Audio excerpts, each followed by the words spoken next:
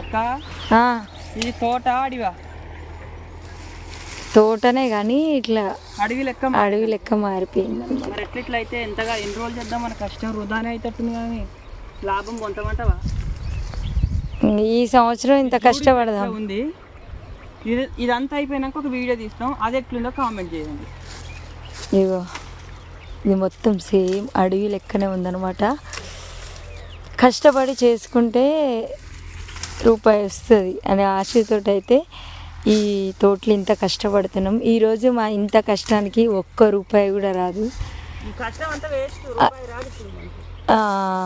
తర్వాత మనం ఇంత కష్టపడి పాదులు తీపిచ్చి మందులు వేసి నీళ్ళు పెట్టి అంత వేసిన తర్వాత అప్పుడు మనం కాయలు అమ్ముకొచ్చుకుంటాం చూడు, అప్పుడు వస్తుంది మన చేతికి పైసా అనమాట.